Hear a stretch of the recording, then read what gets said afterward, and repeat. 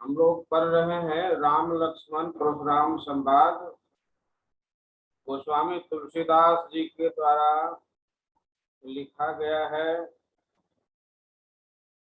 रामचरितमानस का अंश है। जहाँ तक पढ़ाया गया है उसके बाद है, तुम तो कालु हाक जनु लावा, बार बार मोहि लाग बुलावा। लक्ष्मण जी ने परशुराम से कहा कि आप मेरी मौत को बार बार बुलाते हैं। सुनत लखन के वचन कठोरा, लक्ष्मण के कठोर वचन को सुनकर परस सुधार धरो कर गोरा। परशुराम ने अपने फरसे को हाथ में संभाल लिया। अब जनि देई दोष मोहि लोगु। उन्होंने सभा में उपस्थित सारे लोगों से कहा कि हे भाइयों, तुम लोग मुझे दोष मत देना।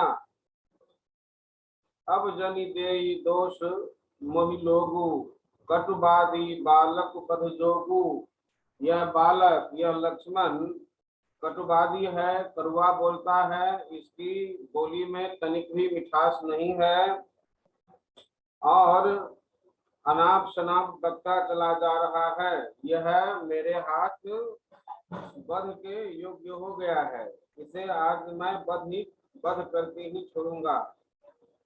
बाल बिलो की बहुत मैं बाँचा, बच्चा जानकर मैंने इसे बहुत बचाया, बहुत क्षमा की।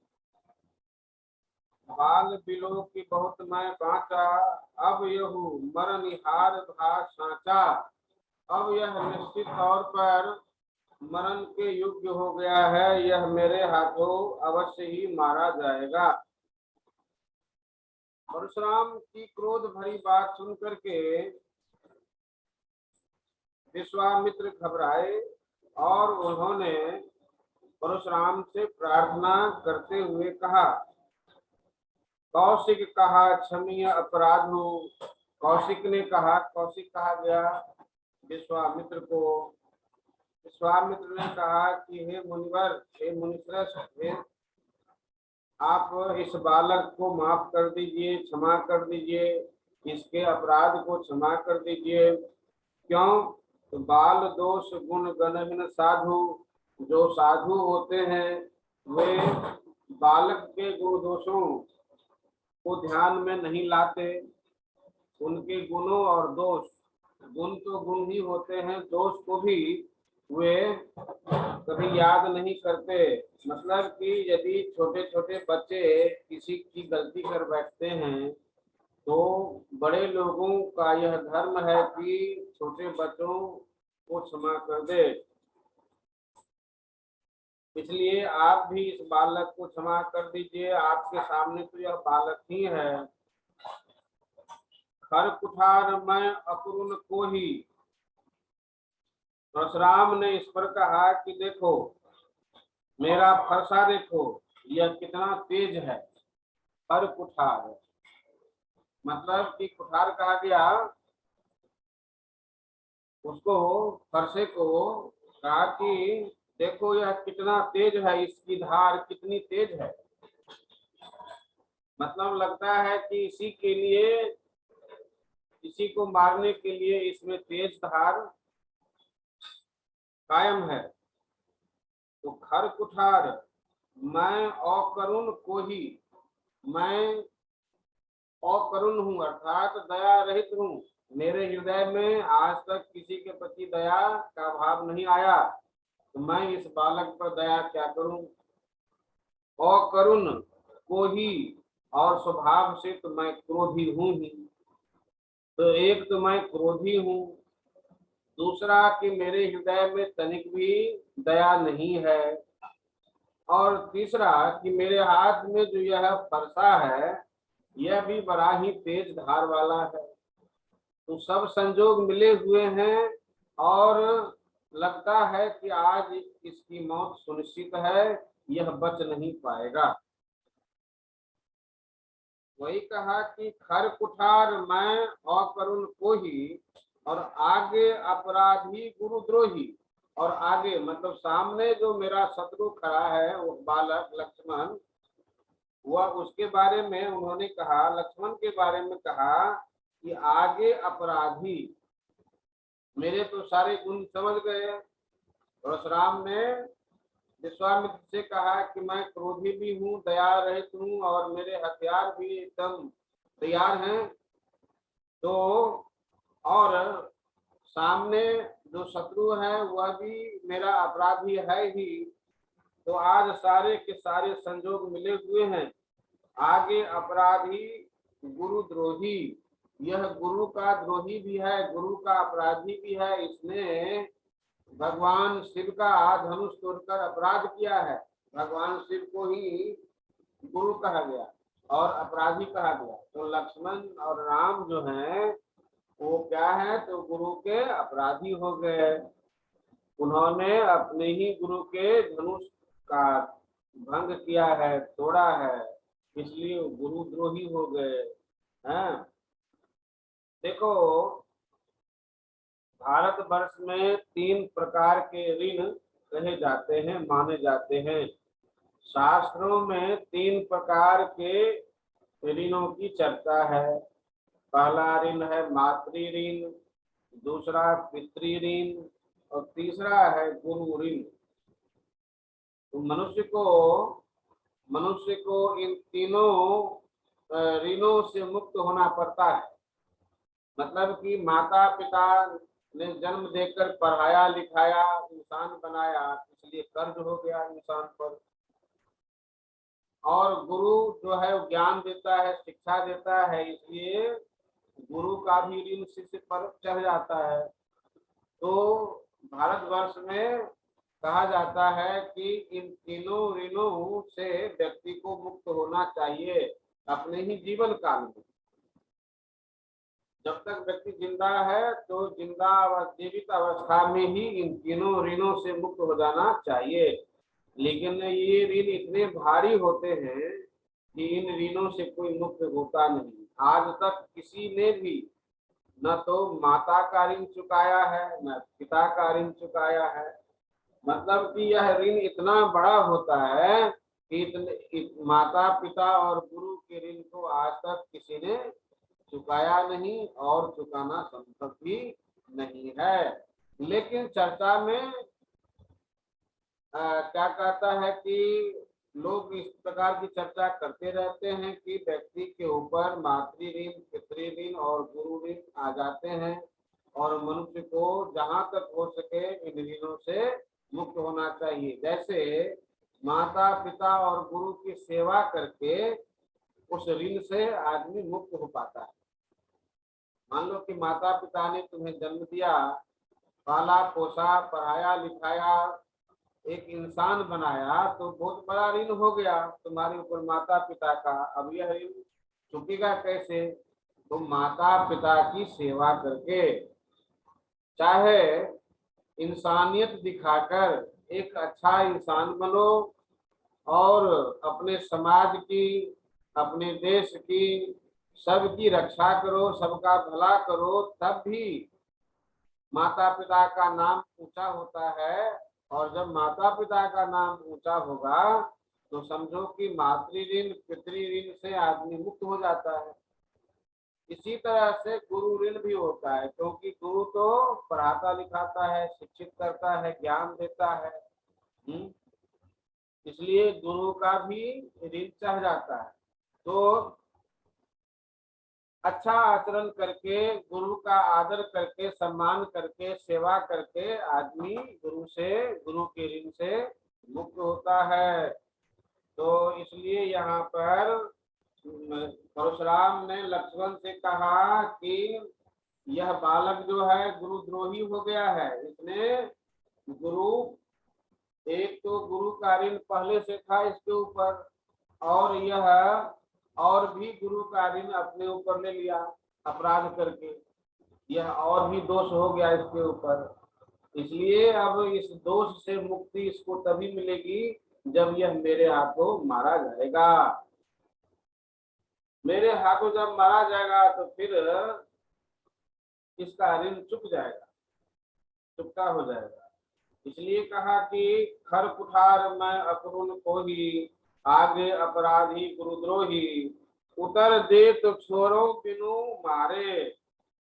परशुराम ने विश्वामित्र से कहा कि उतर दे तो छोरो बिनु मारे, मैं इस बालक को एक बार फिर छोड़ रहा हूं, और छोड़ रहा हूं, मैं इसे माफ कर रहा हूं एक बार फिर। क्यों माफ कर रहा हूं? तो केवल कौशिक शील तुम्हारे, हे कौशिक, केवल तुम्हारे ही आचरण के कारण, तुम्हारे ही अच्छे चरित्र के कारण, तुम्हारे ही निवेदन पर, तुम्हारे द्वारा की गई प्रार्थना से मैं खुश हूं, और तुम्हारे कहने पर मैं एक बार फिर इस बालक को माफ कर रहा हूं, क्षमा कर रहा हूं। तो कहता है न तो यही काटी कुठार कठोरे, गुरह उरिन होते हूँ श्रम थोड़े। नहीं तो आज जो है इसका जो है वध करके, इस कुठार से मैं इसका आज वध कर डालता, और यह थोड़े से श्रम से क्या कहता है कि गुरु ऋण से मुक्त हो जाता, और मैं भी मुक्त हो जाता। क्योंकि परशुराम भी तो भगवान विष्णु के ही अवतार हैं, माने जाते हैं, और भगवान विष्णु के गुरु भगवान शिव हैं। इसलिए परशुराम के भी गुरु तो भगवान शिव ही हुए, और धनुष के टूट जाने से परशुराम भी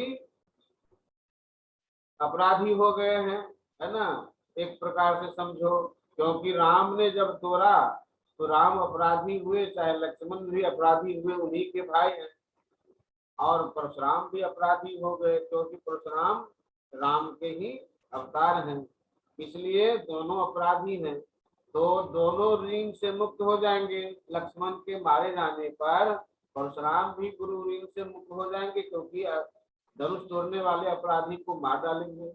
इसलिए उनका भी ऋण चुकता हो जाता, और लक्ष्मण का भी ऋण चुकता हो जाता, क्योंकि वो परशुराम के हाथों मारे जाते हैं। इस प्रकार से कहा कि गुरह उरिन होते हूँ श्रम थोड़े, थोड़े से श्रम, थोड़ी सी मेहनत से आज गुरु के ऋण से मुक्त हो जाता। गाधी सुनु कह हृदय हसी, मुनि हरियरे सूझ। गाधी सुन कहते हैं विश्वामित्र को। गाधी विश्वामित्र को कहा गया, और जब उन्होंने परशुराम की बात सुनी तो सामने तो खुल करके हंसे नहीं, क्योंकि हंसना तो वहां अशिष्टता हो जाती। परशुराम के सामने यदि विश्वामित्र हंसते तो उनको, परशुराम को बुरा लगता, और क्या कहता है कि विश्वामित्र पर ही बरस पड़ते।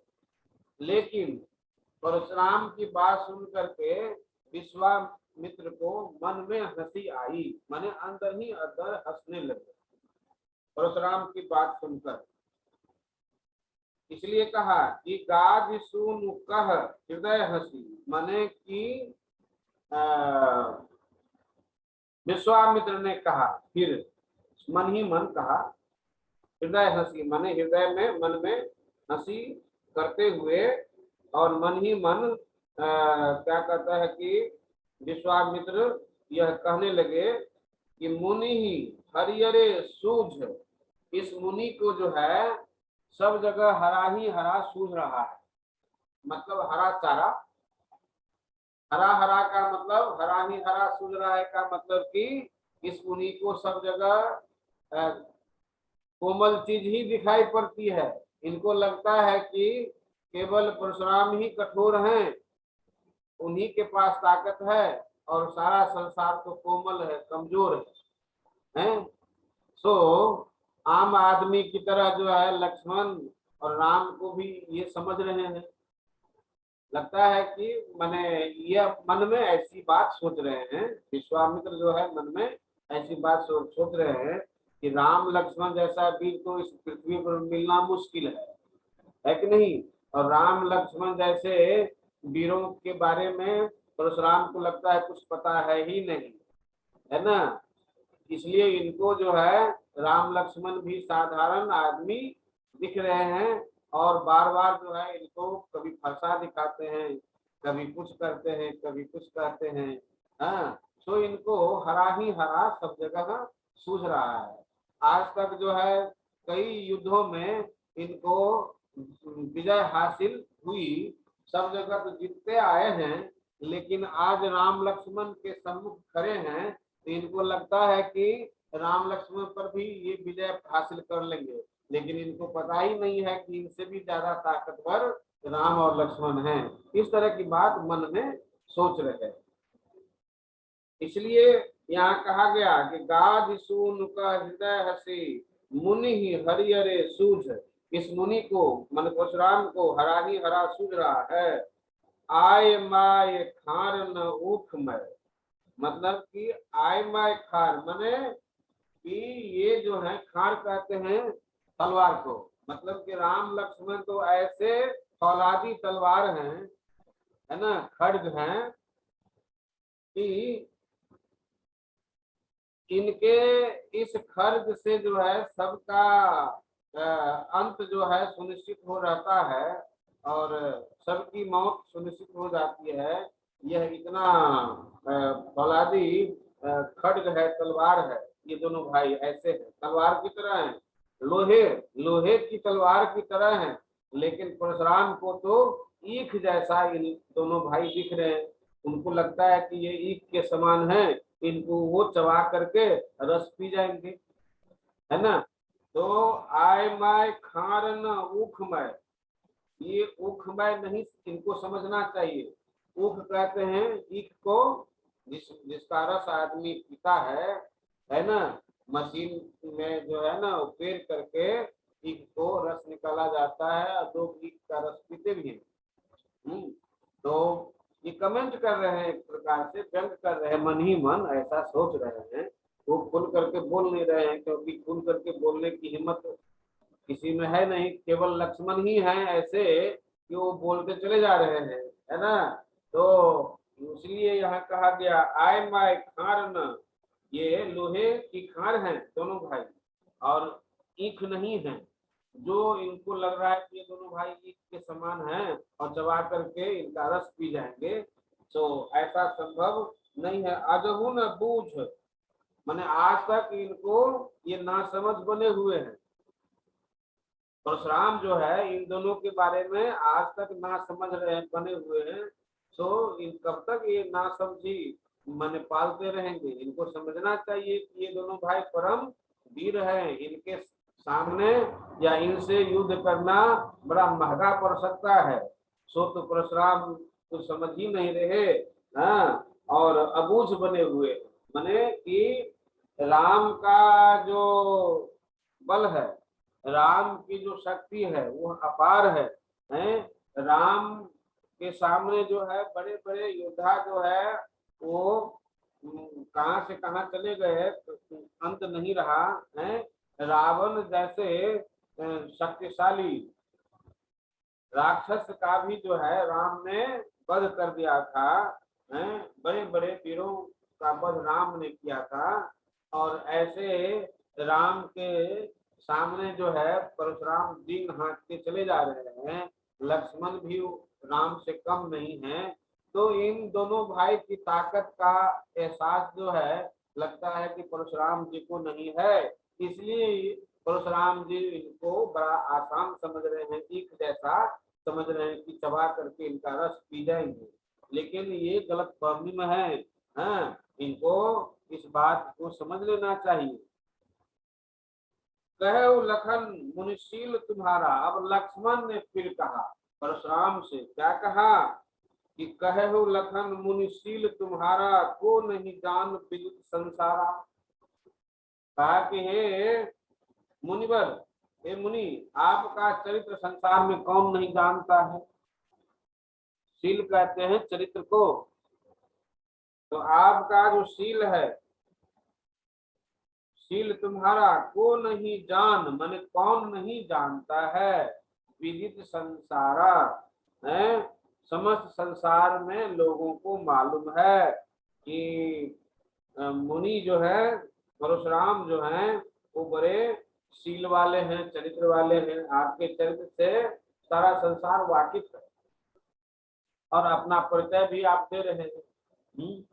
तो आप परिचय भी दे रहे हैं और आप जिस तरह का परिचय दे रहे हैं, इस तरह का परिचय तो सारे संसार को मालूम है श्रीमान जी। और वही कहा, को नहीं जान विदित संसारा, मात पिता ही उरिन भय लीके। परशुराम जी को कह रहे हैं कि आप तो अपने माता पिता से तो उरिन हो ही चले हैं। आपके चलते जो है आपकी माता और आपके पिता भी मारे गए, है कि नहीं? तो पहले से आपके माता पिता मर गए हैं, मारे गए हैं, है ना? तो माता पिता के ऋण से तो आप मुक्त हो ही गए, अब एक गुरु ऋण रह गया है ना? तो वही कहा कि गुरु ऋण रहा सोच ऊपर जी के, लेकिन आपके ऊपर एक ऋण अभी बाकी है, गुरु का ऋण। तो आपको चिंता हो या न हो, लेकिन आपके बारे में मुझे चिंता है कि आपका ये गुरु ऋण कैसे चुकता होगा। सो ऐसा कीजिए कि सो जनु हमरे ही माथे काढ़ा, और लगता है कि यह ऋण जो है मुझे ही चुकाना पड़ेगा, मेरे ही माथे जो है आपने पटक दिया है इस ऋण को, अब मुझे ही चुकता करना पड़ेगा। तो सो जनु हमरे ही माथे काढ़ा, दिन चली गए ब्याज बर बढ़ा। मतलब कि यह ऋण जो है तो इसका ब्याज भी अब बढ़ता चला जा रहा होगा। हे मुनिवर, हे मुनि श्रेष्ठ, आपका जो गुरु ऋण है, यह ऋण तो आपने बहुत पहले ले लिया, लेकिन इस ऋण का ब्याज बढ़ते बढ़ते इतना भारी बोझा आपने बना लिया अपने ऊपर कि यह अब आप इसे चुका ही नहीं पा सकते। तो बहुत दिन बीत गए, ब्याज भी बहुत बढ़ गए होंगे। तो अब आनी व्यवहारिया बोली, तुरंत देव मैं थैली खोली है। सो हे महाराज, अब जो है मैंने आप लोग की बोली सुन करके मुझे लग रहा है कि अब मुझे ही जो है यह ऋण चुकाना पड़ेगा, और मैं चाहता हूं कि आपको थैली दे दूं और जा करके अपने गुरु को जो है वो ऋण चुकता कर दीजिए। सुनी कटु वचन कुठार सब सुधारा, और लक्ष्मण की बात सुनकर के फिर परशुराम भर के और उनका क्रोध जो है सातवें आसमान पर पहुंचा। अब लगता था कि तुरंत अब लक्ष्मण पर परसे का प्रहार कर देंगे। तो वहां उपस्थित लोगों को जब ऐसा लगा कि अब लक्ष्मण जी मारे जाएंगे परशुराम के हाथों, तो सभा में उपस्थित सभी लोगों ने हाय हाय करके पुकारने लगे। सभी लोग हाय हाय करके पुकारने लगे। वहां उपस्थित सब के सब हाय हाय सब सभा पुकारा, मतलब कि मत मारिए मत मारिए। हाँ, इस प्रकार से सारे के सारे उपस्थित लोग मना करने लगे और चिल्लाने लगे। भृगुबर परशु देखा बहु मोही, विप्र विचार बचो नृप द्रोही। तो भृगुबर परशु दिखा बहु मोही, मतलब क्या कि आप जो है बार बार मुझे यह दिखा रहे हैं। और विप्र विचारी बचो नृप द्रोही। सो हे विप्र, हे ब्राह्मण, आप मन में विचार मत कीजिए, और आप तो राजाओं के भी द्रोही हैं। जितने राजा भारत देश में थे सभी राजाओं का आपने विनाश कर दिया है, तो आप तो राजा के द्रोही हैं ही। हाँ, और इस पर जो है मन में विचार कीजिए और हमसे आप ऋण चुका लीजिए। मिले न कब सुभट रणगार है। लगता है कि आज तक आपको कोई बड़ा ताकतवर योद्धा जो है आपसे मिले नहीं। लगता है कि जीवन में आपको सच्चा सूरवीर नहीं मिला। यदि सच्चा सूरवीर मिलता तो आपको अपनी ताकत का अंदाजा लग जाता और वो आपको बता देता। लेकिन लगता है कि आज तक आपको सूरवीर से मुलाकात नहीं हुई है, सच्चे सूरवीर से भेंट नहीं हुई है। दूज देवता घर ही के बाहर है। लगता है कि आप घर में खाली डींग हाँक रहे हैं कि आप बड़े योद्धा हैं, ये हैं वो हैं, है ना। तो घर में डींग हाँकने से क्या होगा, जरा बाहर तो आइए, युद्ध के मैदान में तो आइए, तब ना आपकी परीक्षा होगी कि आप कितने बड़े शक्तिशाली हैं, कितने बड़े योद्धा हैं। लेकिन आप तो घर में ही अपनी प्रशंसा किए चले जा रहे हैं। अनुचित कहीं सब लोग पुकारे। इस बात पर सभी राजा, वहां जितने भी लोग थे, सब माने लक्ष्मण से कहने लगे कि ऐसा मत बोलो, ऐसा मत बोलो, है कि नहीं, क्योंकि परशुराम और बिगड़ जाएंगे। अनुचित कहीं सब लोग पुकारे, सारे के सारे लोग पुकारने लगे कि माफ कीजिए, माफ कीजिए।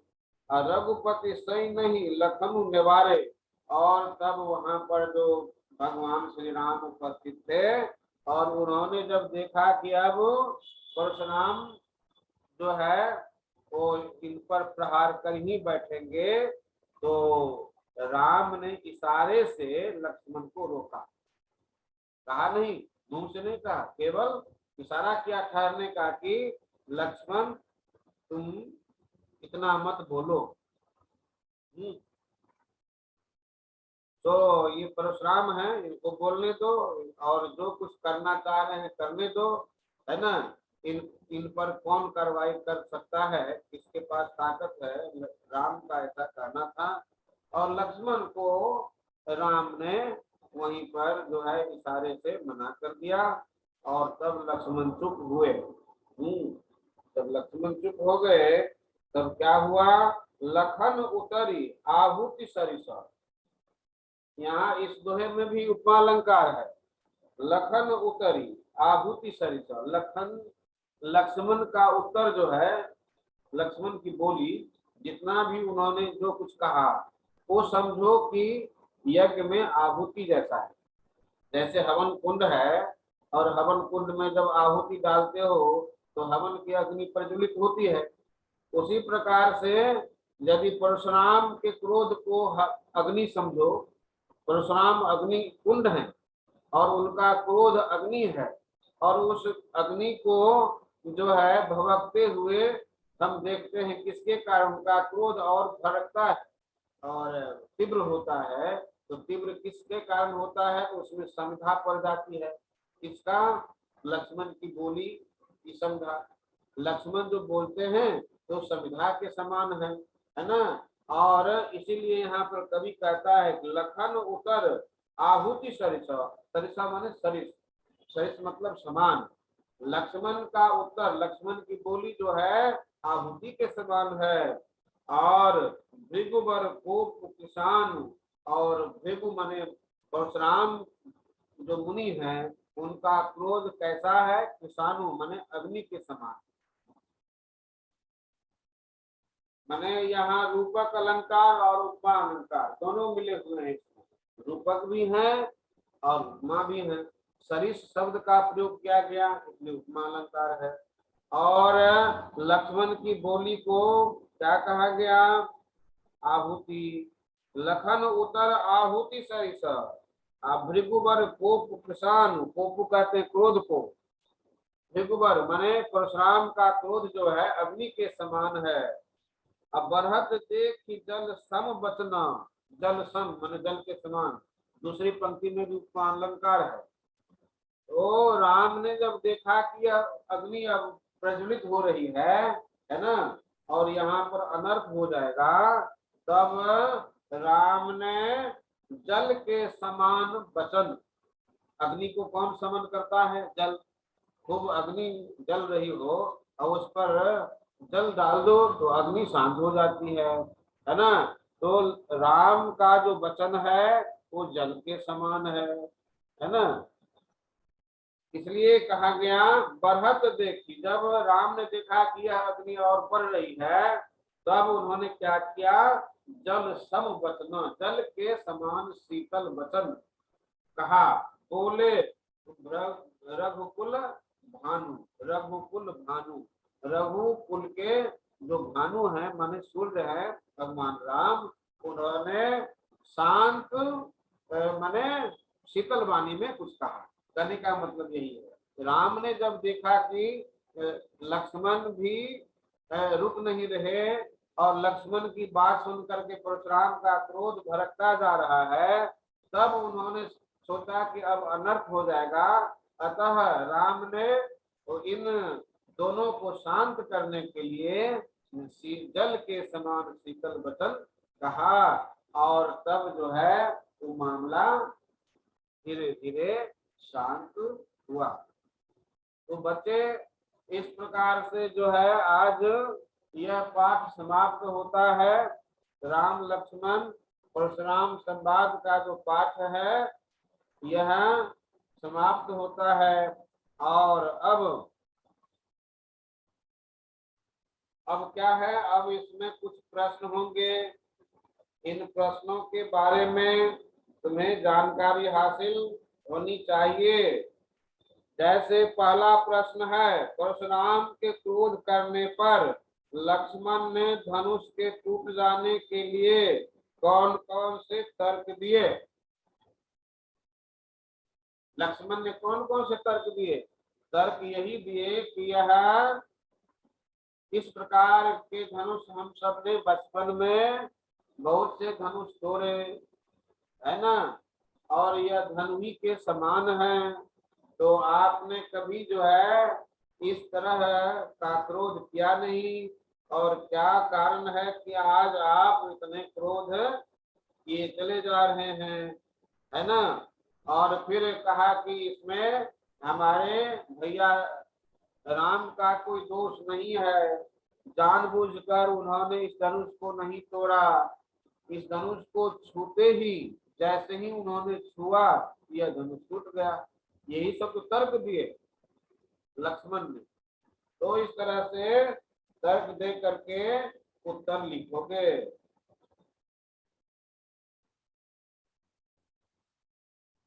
अब क्या है, परशुराम के क्रोध करने पर राम और लक्ष्मण की जो प्रतिक्रियाएं हुई उनके आधार पर दोनों के स्वभाव की विशेषताएं अपने शब्दों में लिखिए। दोनों के स्वभाव के बारे में जान सकते हो। राम और लक्ष्मण ने, दोनों भाइयों ने परशुराम से जो कुछ भी कहा, तो इस कहने से किसी के चरित्र का पता चलता है। चरित्र का पता कैसे चलेगा? या तो कुछ करेगा या कुछ कहेगा, है ना। तो कहना और करना, इन दोनों चीजों से किसी के चरित्र का पता चलता है। कौन व्यक्ति अच्छा है वो कैसे पता चलेगा? जब वो कोई काम करेगा, अच्छा काम करेगा और समाज में उसकी प्रतिष्ठा होगी, तो हम समझते हैं कि वह व्यक्ति अच्छा है। जब वो गलत काम करता है और समाज में उसकी निंदा होती है, तब हम कहते हैं कि यह व्यक्ति बहुत खराब है। तो करने से किसी के चरित्र का पता चलता है, व्यवहार से, है ना। और फिर बोलने से भी, बोली से भी किसी के चरित्र का पता चलता है। आदमी बोलेगा तो क्या बोलेगा? या तो अच्छी बात बोलेगा, कर्ण प्रिय बोलेगा, मधुर बोलेगा।